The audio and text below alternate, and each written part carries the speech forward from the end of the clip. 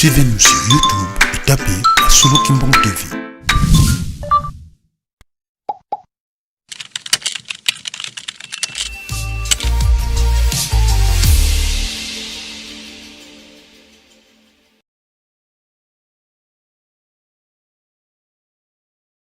bazali kolanda biso na mokolo mwa lelo nazongisi maloba epai wayo. Merci beaucoup mama Matondo ya keleka bampangi na kulanda beto na ronga yai tomeka to kumona bampangi na beto ya groupe théâtral Kimbangiste Kintwa dinara telki baina mekubaka bifumu ya impa baina ke tambwisa ba bimbuka ina tomekumona na jeteki pe ratelki kuna na ratelki tomekumona ete mama Jetu Maleka yandi mekuma directrice nationale ya Ratelki Nkamba ya wina bubu yai bamebaka mbote na bau na papa Nsongia Nzila yina kena ku représenter ilungi ya papa Simo Kimbangu Kiangani tome kuzaba ete na dibundu na beto toke kwandaka na ba sacrement ya tete ke kwandaka bateme ya nzole ina teko kudiaka communion ya ntatu ke kwanda mariage sika na mutume kwela pe ya ke kwanda ordination ina bake kaka beto babifumu maintenant tome kulanda 4e sacrement ina bame kupieka bampangi na beto na bifumu ba ina ke tambwisa bimbuka ina na imbu yai toke kubanda maintenant ina tome dika beno na maboko ya bateknisien sa mutuku continue programme mutindu ya kele Matondo mingi beno vanda kaka concentré na kati na chaîne na beno Presking Kamba officiel sa muti beno zanga kima motivé Matondo mingi devoir bapesaki biso yango wana tosali tosilisi bongo na kombo ya tata mwana pe molimo santo amen. Tozongisi maloba na papa représentant ya Ville Sainte.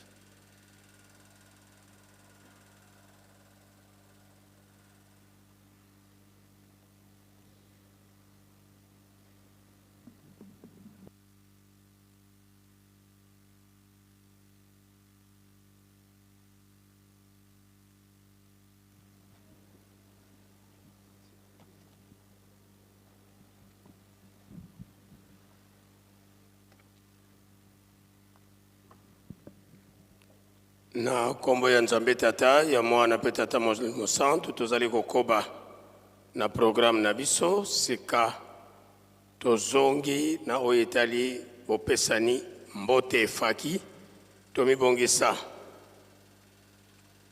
tozali na bandeko na biso délégation oyo esokipaka na makambo etali bateau de pêche kuna na Mwanda bazana biso sur place tozali na chef de délégation papa Marc Bazonga chef armement esika ozali telema topesa yo mbote tozali pe na monsieur Zing capitaine et maître pêcheur telema topesa yo mbote tozali pe na papa Mvubu Seke Jacques, second capitaine, esika ozali telema topesa yo mbote. Faki.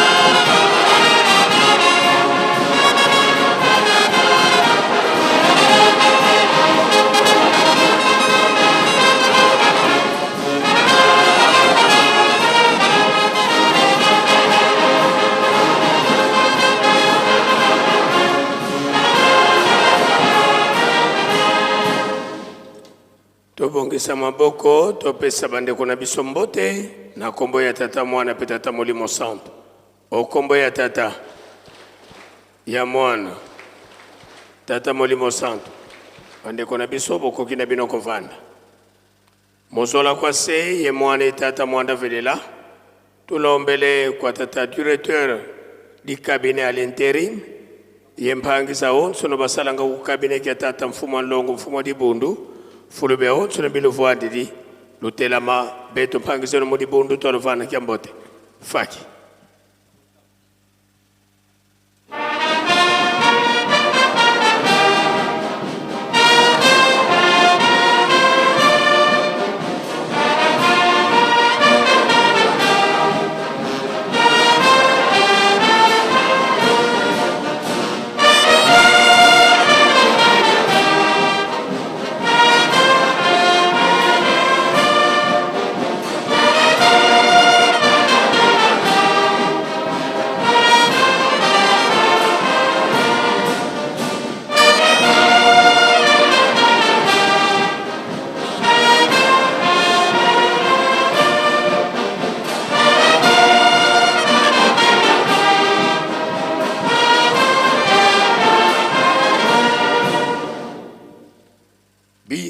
tokubike no moko tovana mbuta zetu kyambote munkumba se mwana tata mwanda velela munkumba se ye mwana ye tata mwanda velela bambuta tulendele kutofwanda musola kwa se ye mwana tata mwanda velela tulombele ko bankole bana babankole batekolo babankole fulube onso biluvwandidi lutelama betu mpangise no mudi bundu tolovana kyambote faki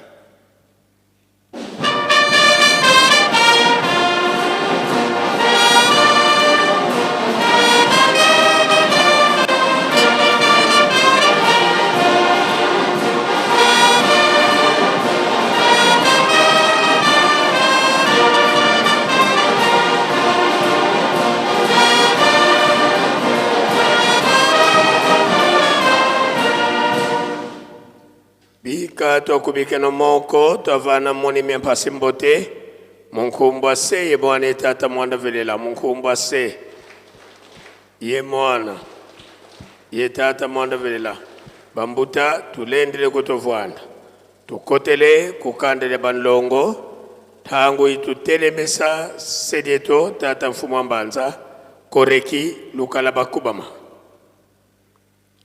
mozola kwa se ye mwana tata mwanda velela twena kintwadi ye bampangise to bana bamasemeto tulombele kwa mpangise to lo tutela mana beto mpangise no mudi bundu tolovana kyambote faki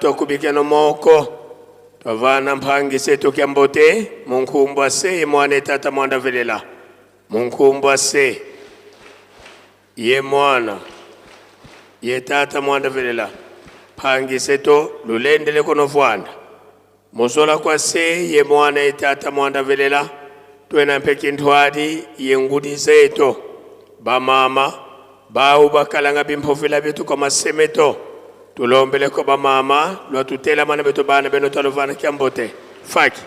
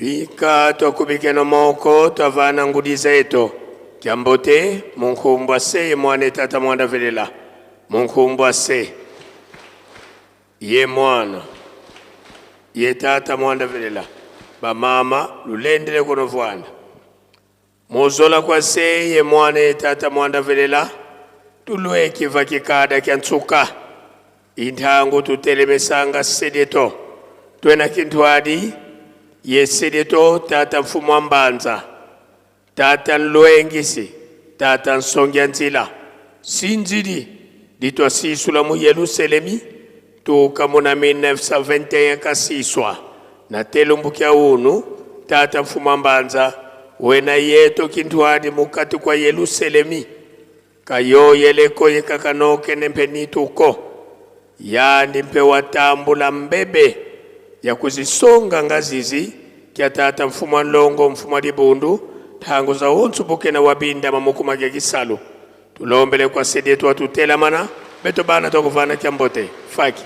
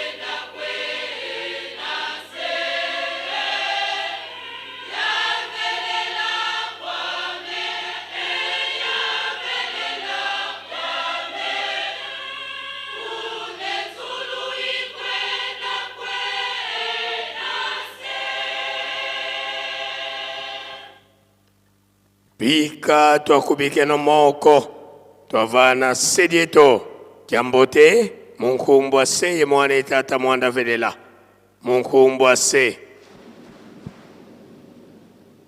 ye mwana ye tata mwanda velela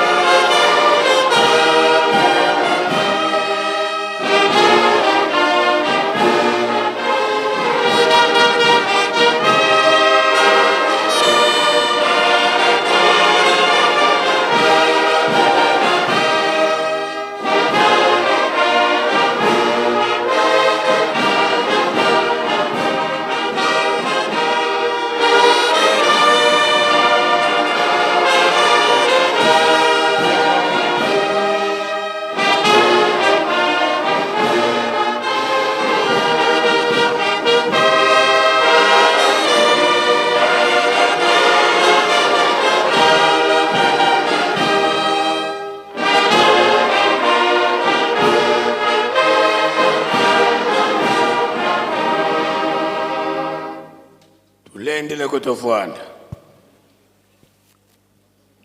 sedieto tata mfumo mbanza betu bana bakutukulombela bakafulu watusikilikisa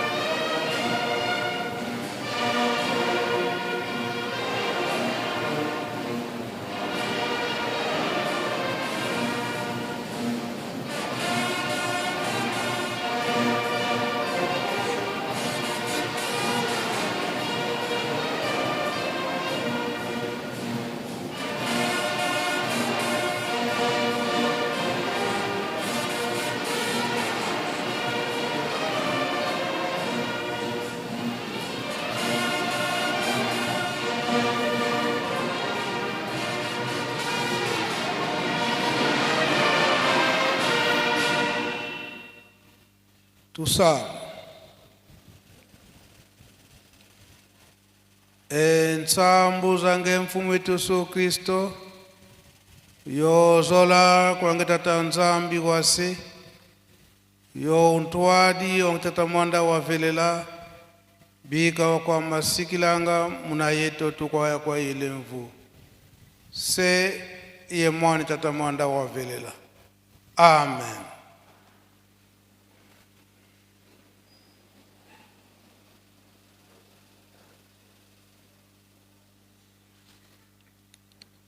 Onkombo ya tata ya mwana pe tata mulimo santo. Lelo ezali mukolo ya yenga. Oyo bisonyos to bengami ba Kristo. Oyo tozali koteya na kombo ya nkolo Yesu. Toyebiete na mibeko. Oyo tata nzambe apesaka na Moïse pona kopesa kinya na mokili to pona kotambulisa mokili asengaka yango ete biso bandimi topesa yango libela mobimba na yango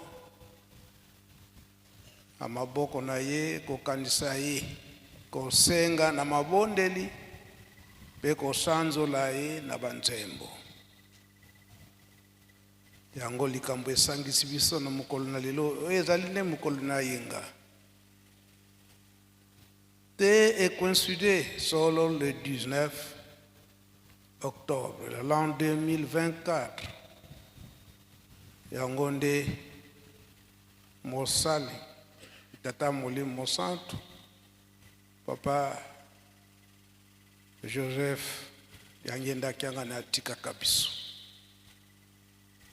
kasi na ntina na mobeko oyo tata nzambe apesi biso tata Simon Kimbangu Kiangani atosi koloba ete milulu nyonso eleka mokolo na poso lelo tozongisa yango mobimba na maboko ya tata nzambe yango mpe esalemi ono lumbuki ya lumingo lumbuki ya vundu nzambe kinaka tulomba twayekolaki omvimba kwa yani twanlombela muna bisambu twanjengelokela muna minkunga kwandiona bikulu vo munkhwikili muna nkhumbwa mfumu wetu Yesu Kristu batulombele twazitisa lumbukiki kadi betu tuzeivo betu baonso kanele nkhutu mende bikwikila kanzi tuzeivo nzambi wakutuvanga nzambi wakutuvanga tufwetilanda ntuma manuzani na minsiku yeba mindembi kwikila bazei von nzambi watuvanga lumbukiki kya ijani tuzeivo mu mabundu bankaka mana basanga vo bena pe lumbuki kya lumingu kina kibasanga muna betu lumbuki ya lumingu na mabundu bankaka bali lukwikulu lwa ubona lutele mangomba mususu mukolo ya yenga oyo tosanzola mukolo ya sambo bango batalaka ngote basana mukolo na bango pe o bakumbisaka nzambe na bango yango tolandi Mateyi tenge euti kopesemela biso awa papa pasteur auti koteya biso Mateyi pe euti na banzembo pe na mabondeli oyo euti koleka na mukolo na lelo na kati na Yerusalemi mama ya likambo oyo tata molimo santo papa Simon Kimbangu Kiangani aza koteya biso na mikolo oyo ya makambo misato oyo batata batikaki bolingo mibeko pe misala kasi biso bandimi batikilaki biso makambo yango na ntina oyo ye na kati na mokili mpasi yango batata batikalaki koyebisa biso bokomona na liboso ntango biso tokozala te tala makambo boye ekoyela bino kasi na ntango wana bino bozala kaka makasi na bolingo mibeko pe misala soko bobosani makambo misato wana mpasi ekoyela bino ya koleka yango sembo elobi oyembaka badirigant eke mpasi oyo ezali koya liboso tondima te tozwa yango bisengo pe oyo ezali koya oyo bakondima na bango na makambo misato wana esengo wana ezali nde tokoki kozangela yango te yango biso nyonso tomipesi kasi avertissement ezali koya na banzembo na ndenge na ndenge tata pasteur wauti koteya biso ake musika ezali komonana ke tata aza koteya bana soki baza koyoka te posa abeta bana kasi kobeta bana wana ezali solution te me koteya bayoka mpona nini ndenge batata paster baza koteya biso banganga nzambe ndenge baza koteya biso ndenge na ndenge ezala baselo bateyi bakengi bango mpe baza kobatela mosala na bango mpo soki basaleli yango te bango mpe nzambe akozala na bango probleme. Yo mpona nini oteyaki te, mpona nini olobaki te? Yokoloba te nga na bandaki koloba yo bayokelaki ngai te. Il a fallu continuer koteya okumba mokumba na yo tina suka yango mingi te oza kosalela mingi na banzembo. Papa Simoki Mbangangani azali koteya biso azali kolemba te kasi ye azali nde kolanda likambo oyo batata bayebisaki ye. Papa liangenda awa na nkamba alobaki ete bino bana ndenge bokotikala na nkamba likambo ya tata oyo tozali koteya ntango ekoyokana na matoyi ya bato oyo balukaka likambo oyo ntango babanda koyela bino na nkamba ngonga kutu ya komela mwa mai ekozala te. Donc fo luka nzela lokola nzoto ezali fo luka nzela okende komela mwa mai me soki omipesi kaka ngonga kutu ekozala te. Oyo bakoya na retard donc bakozala na mposa makasi ya koyoka mpe kolanda oyo bakoya nsima. Na ntango wana bino bato ya liboso bokozangela mpe te kasi na kondima na bino oza na likambo kosenga na musika omoni papa na musika na kondima na yo ozwi mpe solution na likambo oyo oyeli. Kasi oyo azali mopaya akoluka kaka te afukama liboso ya papa po ete akoka kosenga. Tala likambo yango ndenge ezali koyela. Lelo oyo biso oyo toya liboso tokomi komona eke makambo yango batata babanda kala tozokende mpe na suka peut-être ke pasi ya pamba tozali komona sikete tozongele na biso masumu yango lelo eza komona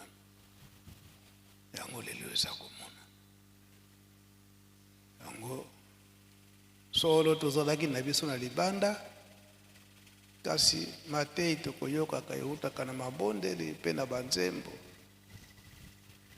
toyokaki banzembo ndenge tozalaki na libanda eza koyembama na kati nzembo bana na biso ya classe bayembaki ya lycée kuna na kilo bozongela biso nzembo wana yango eza koteya biso makambo oyo tozali komona lelo oyo na biso tomipesa banda kala na lingomba etata Simoki Mbangu kasi tokoti na biso na makambo oyo ezanga ntina mpona nini bilaka ezali koumela nzokande na molimo bilaka ekomi pene. Papa Simoki Mbangu Kiangani alobi ete soki omoni titi ya nkoko na bukoko elakisi ete zandu ekomi pene. Makambo yango eza komona tala bapaya mindele bamindele baza koyela biso butu moi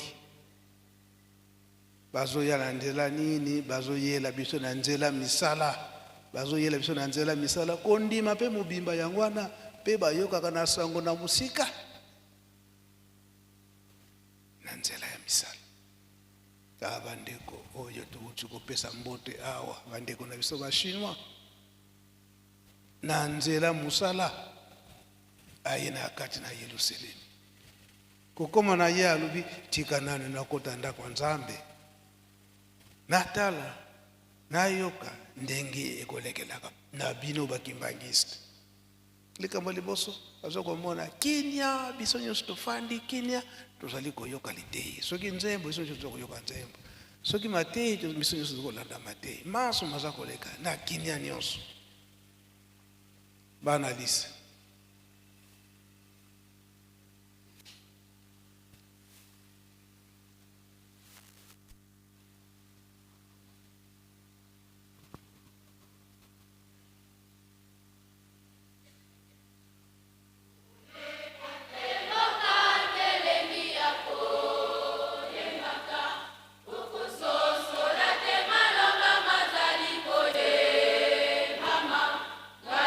Ngenda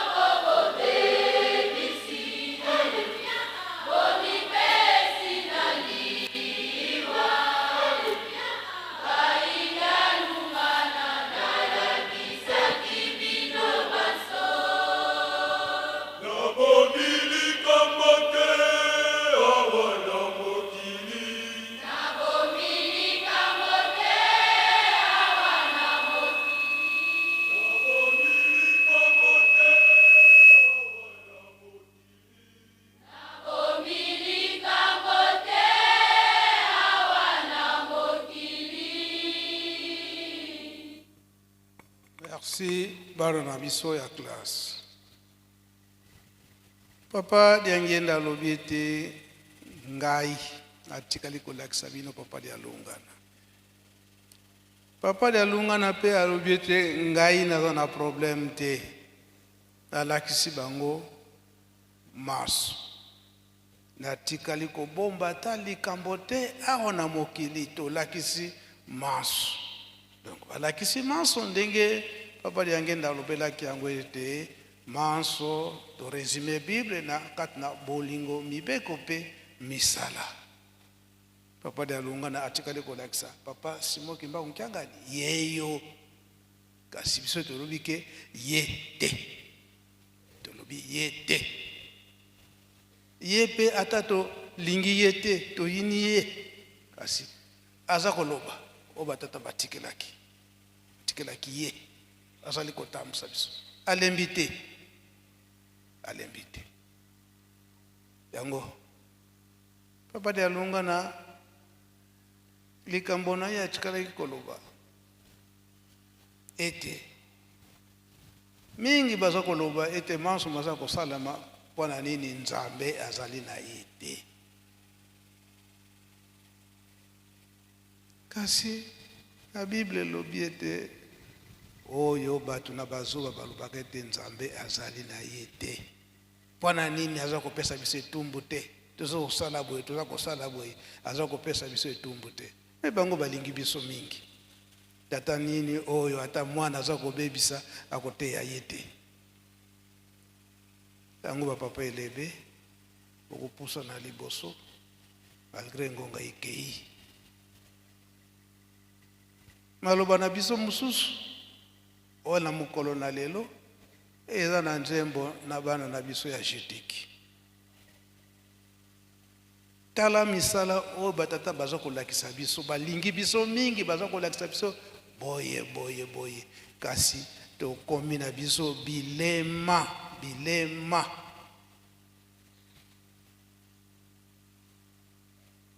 papa dengi na tikala koloba maso tokomi na biso kobundisa tata molimo mosantu toza na kati na lingomba kasi toza kobundisa biso tata molimo mosantu toyebiki tata molimo mosantu si alata nzoto lelo ye wana papa simokimba unkiangani tolobi ete yete ata mingi toza koloba ye kaka kasi na motema eloko moko eza te biso nde toza kosala na kati mabe mingi na kati na lingomba papa ate ya boye ndenge wana te kasi toyebaka ndenge bapaya baza koyela biso boye bango nde baza kososola biso tokotikala nsima batata bamama muzunga kingana tutanga vondio nsafu wa beto kanti katuseko vondio bakuza totanga bikela bamwina byomawete batukanga kwa nda beto bantete muna nsama tata mwanda vele muna nsama tata simokimbangu tuyambula bumphumbulu tuyambula mu mawotso makondo no betela muzunga kadi beto ono kiki zunga papa nkuluntu papa kisolokele watelama ani vovon sadidi kimvuka kiki Ajax mukumakyanki la zaba diambu dia tata kadi beno kusina lwenena ovo lubebese mpasi zikuiza kaluzodi kovo badia bikela batu tota bikela batuka kwanda beno lwa sanga ngozi zeno mokatu kwanzo sukensuka watota ngabikela ba yokelenge beno lukuza yinga ni bila kwenda ntambi kakalutamona diamu datata mwanda vele jetiki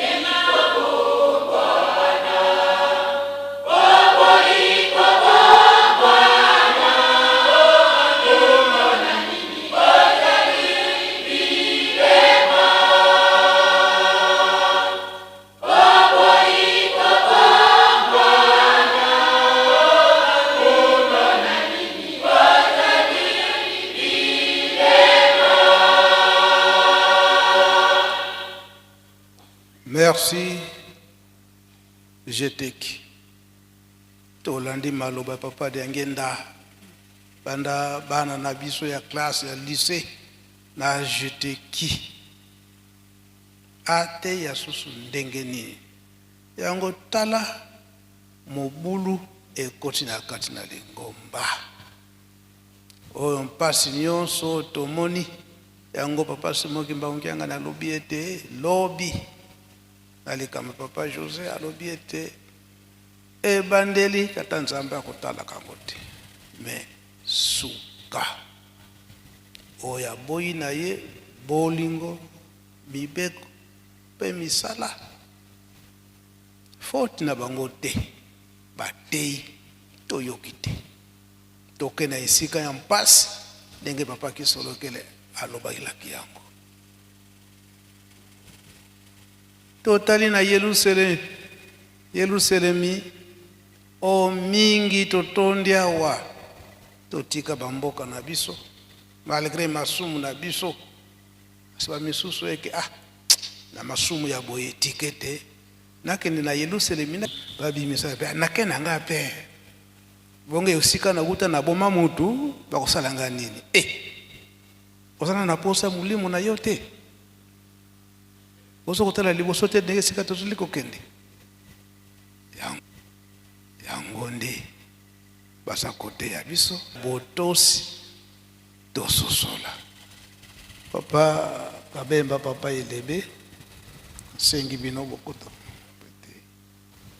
likambo oyo tokosalaka mpona bapapa paster tokoyokanaka na papa mokonzi ya bule bokolobela likambo oyo bokolobela libela likambo oyo toyoki na banzembo nyonso mibale surtout ya bana lycée papa Diangenda alobi eke manso na apesiaki na papa Diangenda papa Dialunga na pardon papa Dialunga na pe nga pe natikali kobomba nanga likambo te papa Simoki Mbangunkianga yango ye wana na lakisa bango papa Simoki Mbangunkianga ndenge aza wana na bomwana tolandaka à l'âge ya 3 ans papa Dialunga na tuni ye ozwi kombo ya tata okokoka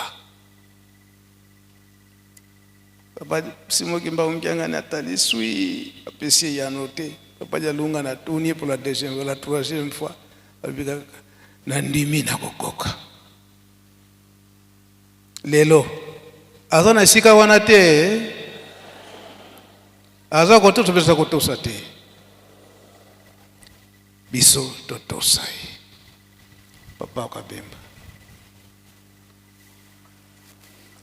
Merci Nkolo na kopesa biso maloba na komo na tata na mwana pe tata Molimo Santo Nkolo apesa kibiso chapitre oyo pototanga okole zala loyembo psaume 14 1 à 3 loyembo ya zomi na mine nzela ya yambo kino misato kotanga ezali boye na kombo na tata na mwana pe tata Molimo Santo Yahweh akolungisa bato ya bosembo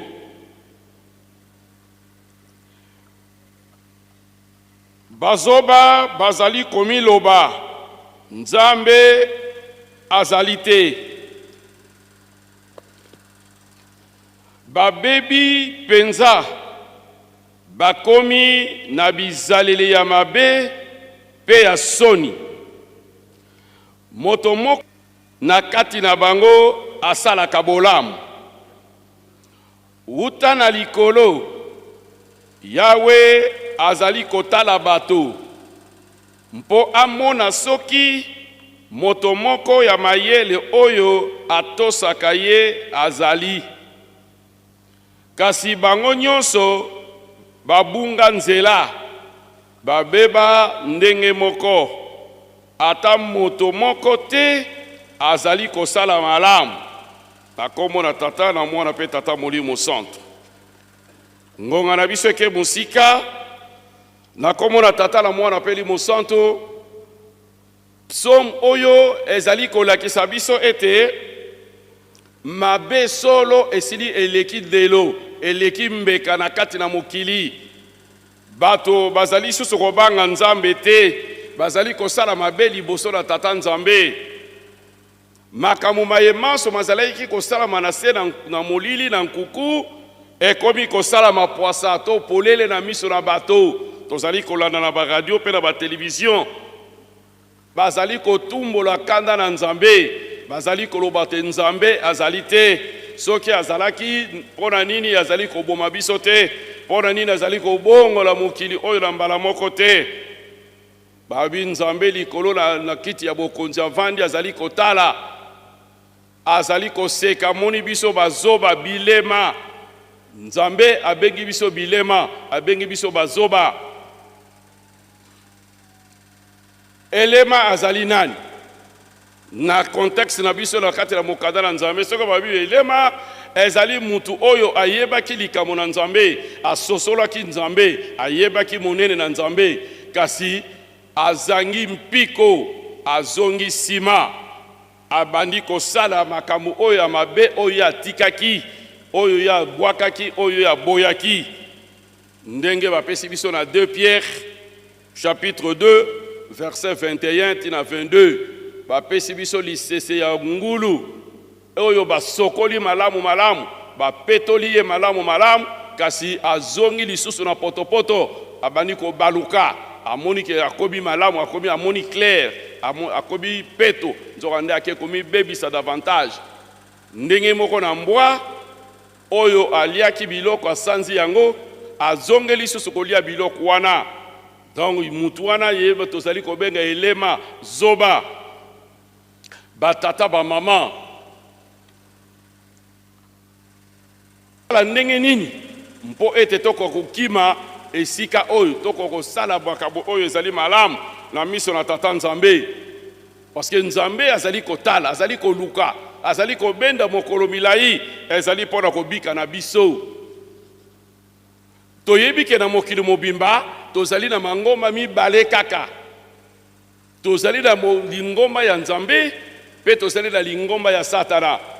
Obien ozali na lingomba ya nzambe, obien ozali na lingomba ya satana. Sika tokoyeba ndenge nini te tozali na lingomba ya nzambe to tozali na lingomba ya satana.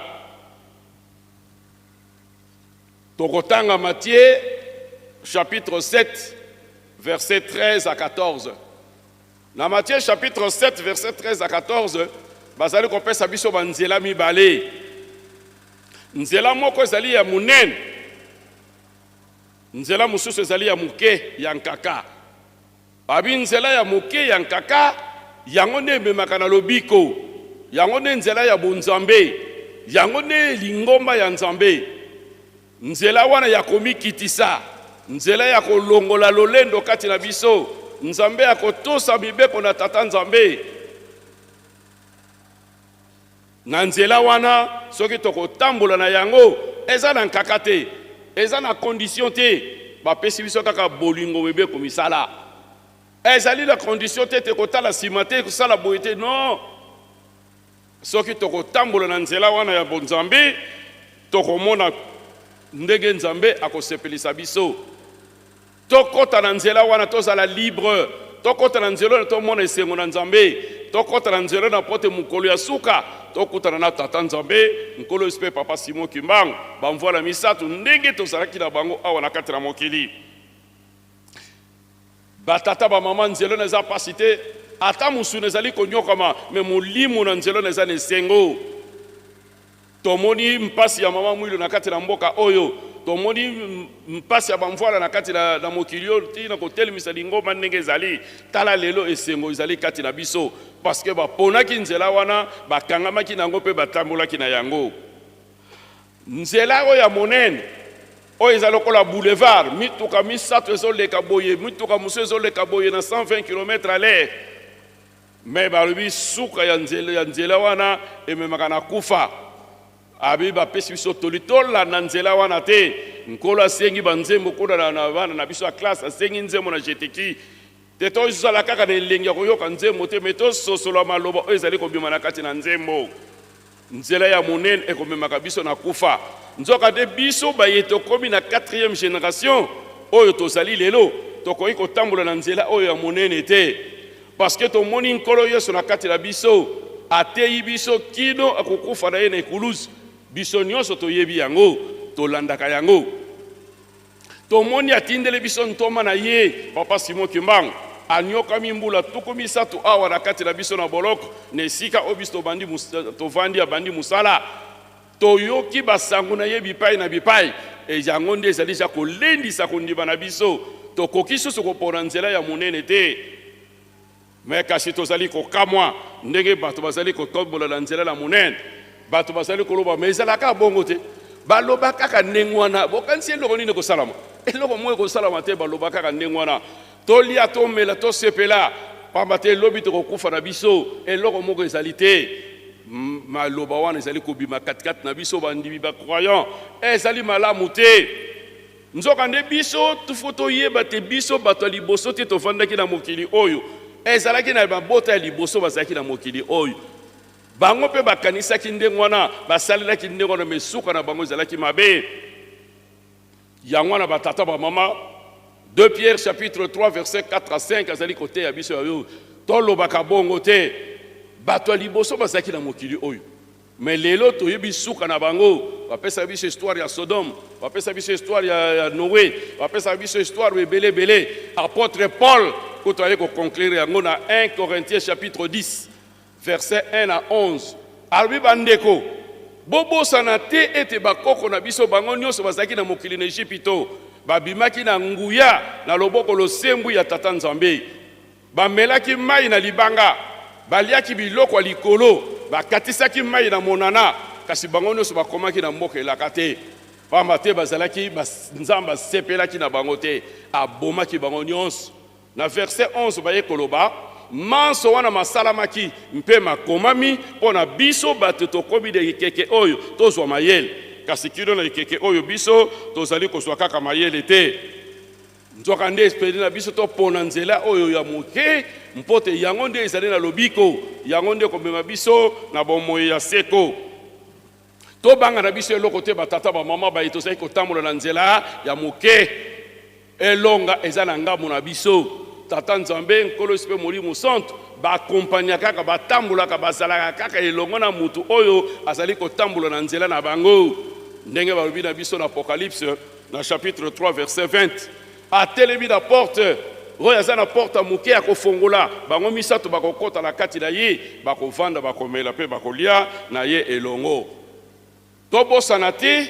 malgré mate ezali kopesa mokolo na mokolo ete kobanda kokontinue kaka kopesa makaka boye ndenge nkolo alobi bayambi ngai lelo lobi na kwei bayambi ngai lobi non ekokontinue ndenge wana te Luc chapitre 13 verset 25 kende kuna tina suka alobi te nkolo Yesu alobi te mokolo mususu nkolo ya ndako akotelema akokanga porte ya ezipelo ya ndako na ye mibale misato akokuta kuna akosepela na bango elongo baya ebele ntango bakoya bakobeta ezipelo nkolo fongola biso nga nazalaki pasteur nazalaki koteya nga nazalaki choriste nazalaki koyemba nga nazalaki mwana théâtre nazalaki kosala théâtre abi nayebi bino te mokolo na koswa kolela mpe koswa mino kozala yango na batata bama ntango yango epesebeli biso topona tokokonseye biso ete topona nzela oyo ya moke oyo ya nkaka oyo ememaka na lobiko totika kotambola na nzela oyo ya monene oyo ememaka na liwa pamba te ezali ba oyo te balobaka nkolo bakokota na lola kasi ba oyo basalaka mokano ya tata ezali bolingo mibeko mpe misala ndenge Matthieu chapitre 7 verset 21 alobi na biso soki tokosalela yango bongo Nzambe akobenga biso bato na mayele nkolo na telemi wana nkombo tata mwana mpe limusongo. Merci, topesi papa élevé.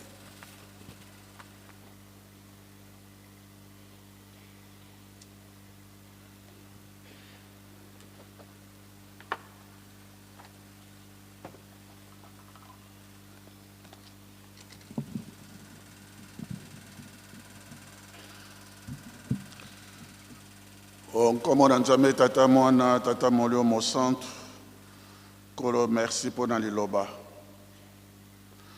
Otaye bandeli exigence Nzambe zala kaka la sainteté qui bo centre. To remonter mon laïté po ngonga isekei. Nzambe alobi na Moïse. Moïse yebisa na itonga nyonso ya bana na Israël. Ete bazala ba centre po ete ngai Nzambe nazali mo centre. Donc exigence Nzambe ezali kaka ya kibo centre. Et sengeli na biso toyeba ete tango yo dwi batisibo. Yo lobi tango molaye nazalaki kosalela Satana nazwaki litoma te sasa ipi nazali kobila nkolo Yesu pe ntoma na ye tata kimbangu po nazwa lobiko.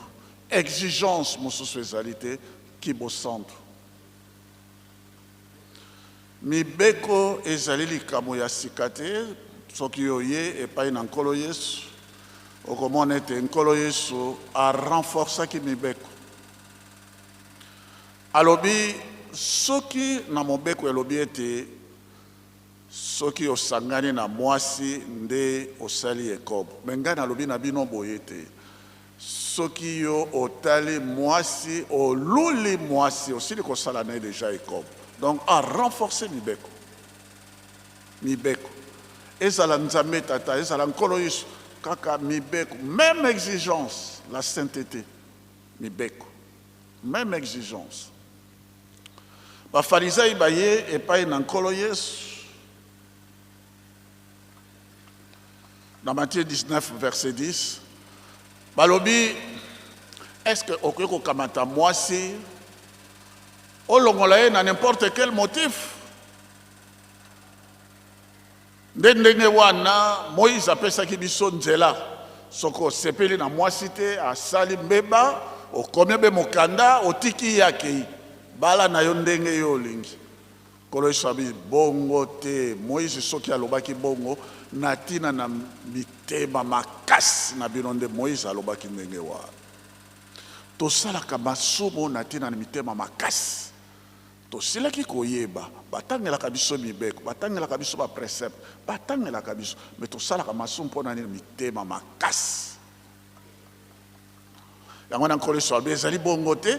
Nkolo Yesu a rappelé bango ne bandele ezalaki mwasi moko mobali moko. Makambo wana divorce même na Malachie chapitre 2 verset 16 Nzambe asepelaka na répudiation te, asepelaka na ba violence wana te. C'est écrit dans la Bible. Alors nkolo Yesu a rappelé bango. Tango nkolo Yesu alobi ndenge wana, okoki kotanga ngo na Matthieu 19:10 ndenge na lobi ba disciple bato ba yimi balobi bo si telle est la condition de l'homme à l'égard de la femme, ça sert à rien de se marier. Ça sert à rien. Parce que ba monaki ke nkolo Yesu a renforcé mibeko bango balingaki liberté abali asali mais nkolo Yesu a dit non a renforcé mibeko. Ah bien ce que ça bongo ça sert à rien de se marier. Otali mingi baokanisaki na ntango na nkolo Yesu ezalaki nde libertinage. Non, alobi la loi elle reste la loi, hein, je ne change rien. Au contraire, je suis venu accomplir na yeko kokisa yango mibeko. Batata ba mama Nzambe abongwanaka te ndenge yazalaka ndenge yazali ndenge pe ya ko changer esika kaka ya kibosanto. Et tata molimo mo centre pe ya ye tata Kimbangu ye tango tata Kimbangu ye avant bana musala ne même exigence akamati ndika ya kopola abongoli yango ekomi mbila ya sika. Alobi na ndeko ne papa kumpena akamati loboko alongoli salito ezalaki na elamba na kaka na elamba te bekino na kati. Alobi tala ndenge Kristo abongolaka moto mabe akomisi ekelamu na sika mpe atie na mosala na Nzambe. Donc soki yo okutani na tata Kimbangu obiangami kimbangiste, il faut zala moto abotami solo na mbala ya mibale. Puis na kati na yo ko zala na litona to ko zala na mbinote. Ecclesia d'ailleurs e ko zala na mbinote na litonga te parce que et somami na bakila na nkolo. Même exigence la sainteté. Na pesa bino témoignage moké. Tata mokonzi abola tina kingai à l'époque na kenaki na Johannesburg. Tango na komi na Johannesburg. Mondele moko monsieur Trava aye. bamemaki na pasteur na ndeko na biso papa Simon azali pe musicien ntango wanaki na Afrique du Sud na Johannesburg. Mondele wana ntango ye na rappelé atuni ngai c'est un baptiste. Baptiste c'est-à-dire bato alingoma oyo bazali awa na ngombelo tete les baptistes. Tata aza professeur, tata n'est pas professeur des baptistes ya bakasi. Abi te yanga yebisanga makambo tata kimang po ba baptiste ba yebi yango mingi. Na inspiration ya tata molio mon centre na rappelé ye likambo yo ya ndika ya kopola ndenge bongwanaki ekomaki mila ya sika ndenge nkolo Yesu abongolaka moto mabe akomisi ye moto asika. Voilà mosala tata kimbangu na mbala moko nayoki kaka ndenge moto akoyokaka par inspiration abima te esili nalobi ne c'est tout pour aujourd'hui monsieur Travaux. Batata ba maman un mois après le professeur Travaux a outi Afrique du Sud ti awa ti ba surprendre nga na Kinshasa na memi bango ti na Nkamba akomi devant tata mokonzi abule tata Simon Kimbangu Kiangani to memi. Bref oka mondele oyaza kosenga epai na papa Simon Kimbangu Kiangani alobi bongo langai nakoma mosantu, c'est tout. Il a payé le ticket de Johannesburg à Kinshasa, Nkamba, simplement avec okutana na papa Simon Kimbangu Kiangani, abi bongo langai nakoma mosantu. Je voudrais que vous puissiez me transformer pour que je devienne un saint homme. Et il a fait cette demande, les larmes aux yeux. Akoma mosantu. Pour ayebi que tata papa Mokonziabou, le papa Simon Kimbangu Kiangani, azali na capacité spirituelle, c'est-à-dire le Saint-Esprit, à transformer quelqu'un à comment mon centre. L'été, il y a 1 minute, 2 minutes. Mon a foutu ticket de Johannesburg jusqu'ici pour à comment mon centre. Mais biso bayeto zali na ye na Nkamba. Biso tova na kaye na katalingomba. Exigence wana, préoccupation wana kozala bo centre. Est-ce que ça la kana kati na biso? Yango nzela ndenge bate biso na pasteur Kabem nzela ya pasi pour koma mo centre au sale la nzambe da solo nzela ya pasi mais nzela yango ezali ya mibeko. Depuis 1921 tata Kimbangu na prophétie na ya lobini après l'inauguration du temple mobulu mpasi kozala na kati na mokili bakondimela lisusu nzambe te bakoyeba lisusu te ke nzambe azali na ntango wana nzambe akolakisa makasi na ye po ete bato bandima ete nzambe azali yango wana batangeli biso na psaume oyo bauti kotanga 14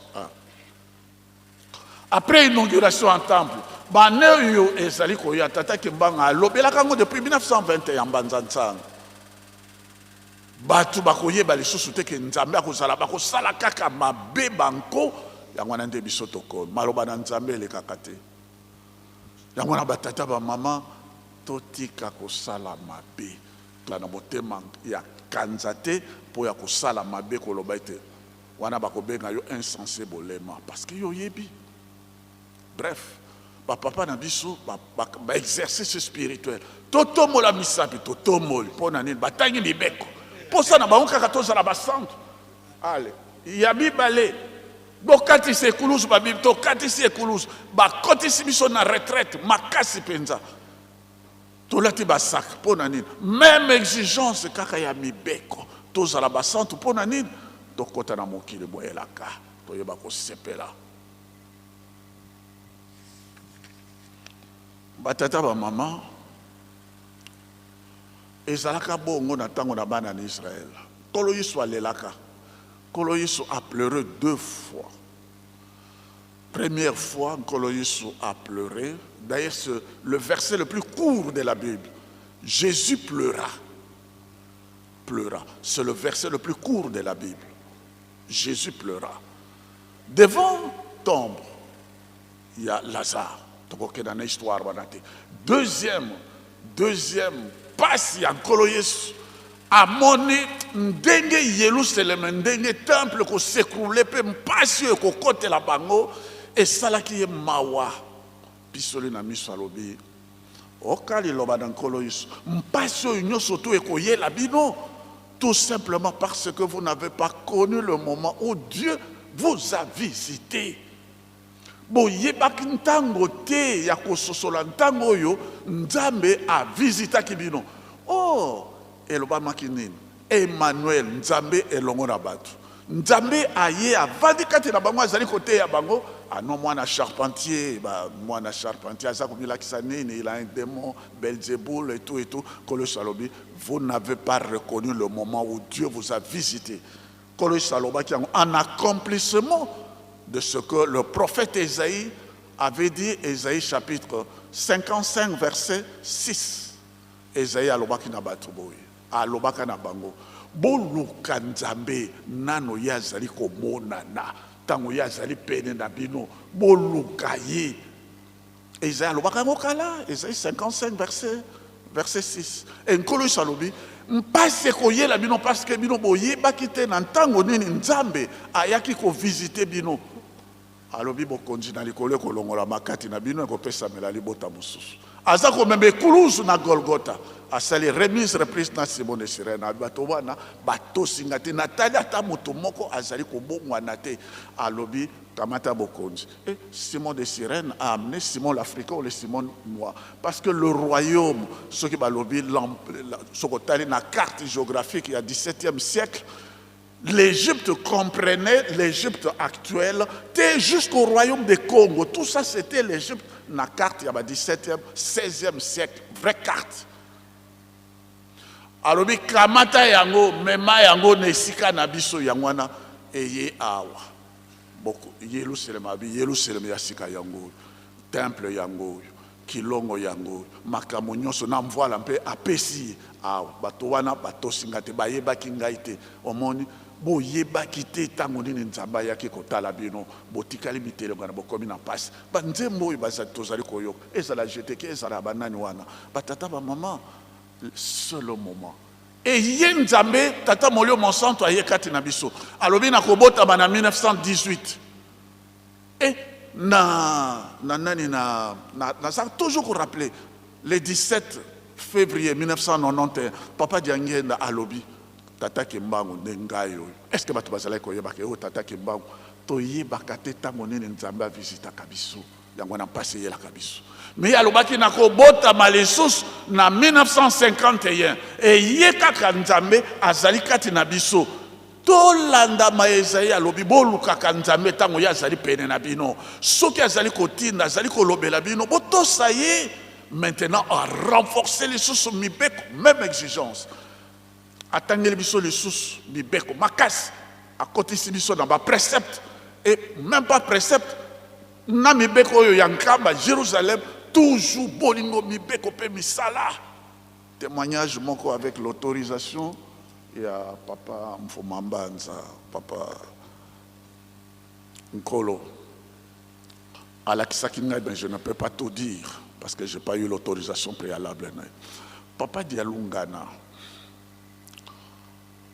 a sali moi musala ne boyebi ba papa bazala ke ko débrouiller moi moke ntango ye azui a sali moi mbongo na ya café ya tekaki je m'excuse papa a kamati yango a sali yango en 3 parts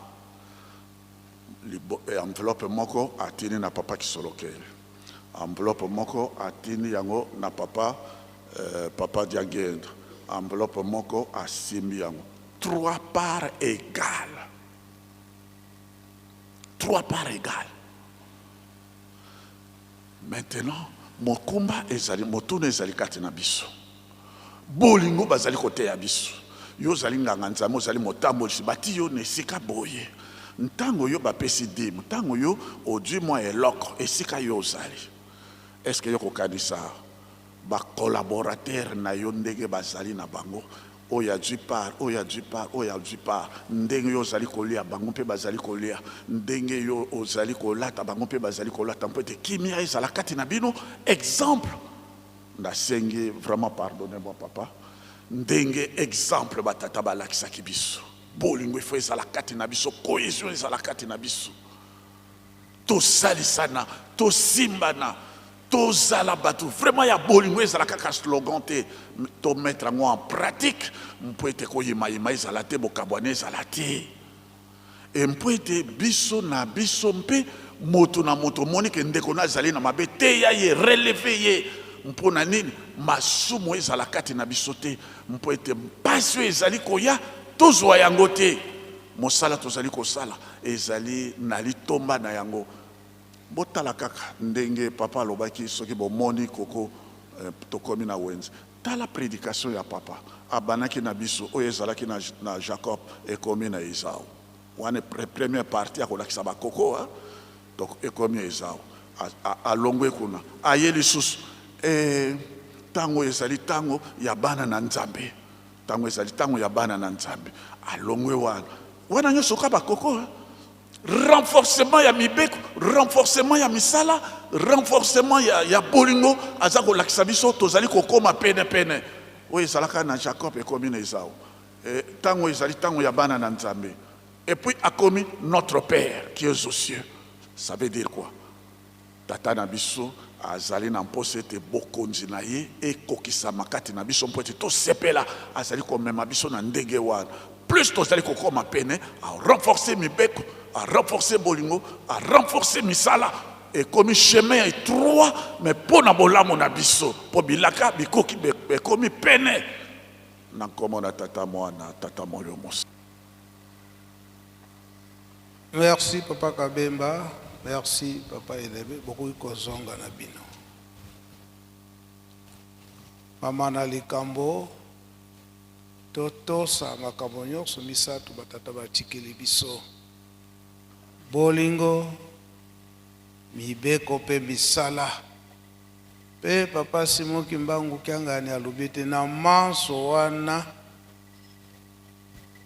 na nzembo ete tosalela musala ya tata Molimo Santo na solo na soki tolobi solo nde tobiki osali mbeba ondimi na yo mbeba oyo osali malamu yebiti ya solo osali malamu tata Nzambe pe akufutila yo na nzela wana makambo oyo Papa Simon Kimbangu Kiangani te biso nde ya ngwana azali kote ya biso tosalela kaka musala ya tata Nzambe na solo so tosalili yango na solo nde tobiki yango Papa Mfuma Mbanza abandaki koloba tango nyonso na Kikongo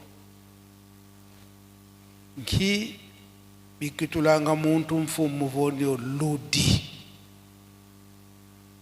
soki olobi solo ata osalaki mbeba okomi nde mokonzi koloba ete ozwi nde bokonzi pamba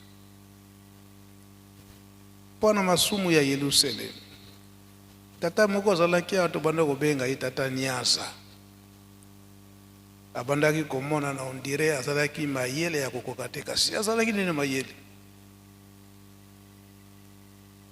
banda bu jeunesse na ye ti aye konuna musala na ye kaka aide maçon ata bo yepsi ke yekola ki ngai musala na ngati na kokufa nazala kaka aide maçon soko pesi sima abalola ko balola bien tonga ya boy na ye ti liwana ye aye konuna laki aide maçon mikolo mususu abuki manga awana kati na Mbanza.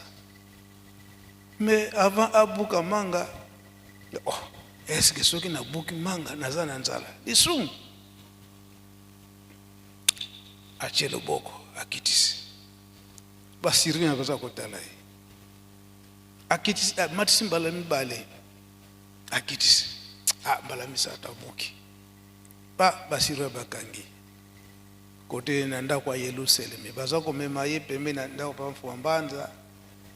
Na mise un wana po ete balekane na premier poste Papa Mfuma Mbanza atuni asali nini abuki manga boya na ye Papa Niaza osali nini onabuki manga kasi bazoloba ngo nasali lisumu nasali mabe Papa Mfuma Mbanza tu sikoyo osali mabe do na ibite iyo kama mtakokata likambo na ibite suki na sali mabe bate nazana nzala yango na buki mangango kasi uyibite ke awa biloko ya Yerusalemi ba buka kate suko ko buka fo surveillant azana musala wana oye ko senga autorisation ndio babukeli yo bapesi yo esika wana limisanga papa fo mbaza kati sokolo si ozwa meki na maboko ba surveillant kende kaka na premier poste tata wana alubi papa fo mbaza yo pento ndiminga musali makasi maboye la maçonnerie la kende kaka na premier poste kuna na balula kisime ko kauka papa ba misusu baza kuna bako balula papa fo mbanza ABC etala biloko ya Yerusalemi to biloko ya Lingomba bazalaka na bizuila te ndenge oyo obuki manga moto mosusu amoni yo obuki manga yepe aza na mposa ya kobuka manga mesiko manga yango eza musika akozwa nini nziete abamba manga wana po ete ekita alia kasi ntango akobamba nziete wana na musika na ya mobesu ekwei sikoyo okopona oyetela po olia bongo ya mobesu okotyango nini ona bwaki kaka menzoka nde soki otiki yango mobesu ndenge wana ti ekotela pe moto mosusu akoya kobika na yango eza mobeko bambuma nyonso ya Yerusalemi babukaka bibukela te fo ozala na permission epuis siki epesi ekomeli po pamba te soki obuki oyo eza nani bakoki kolia yango te ebebi nango pamba anzambe pe azwi yo problème pona nini obukaki mbuma wana mutu ya le yango te nzoka nde ebongama po ete mutu alia yango me yo okwesi yango ebebi mutu yango ale yango te ekomi pe lisumu donc mingi tokosala kaka eloko ya Lingomba eza ya Lingomba kasi oyo apesi motema na yeke apesi po ete esala musala ya Lingomba yo ozwi yango na ndenge esengeli te nzambe apointe yo lisumu nga nasalaki musala makasi abandaki kosala mingi na kati na Lingomba kaka na likambo moke oyo ozwaki permission te ekomine lisumu yango batata na bamama ndenge toza na kati na Lingomba tozala bana botosi to respecte makambo nyonso ndenge bapapa batindi biso na kati na bolingo mibeko pe misala onkombo tata mwana pe molimo santo amen pika tokubikeno moko twatonda lusiku musu ya lusia musu tutambudi kwa sedieto muzola kwa se mwane tata mwanda velela munkumbwa se ye mwana ye tata mwanda velela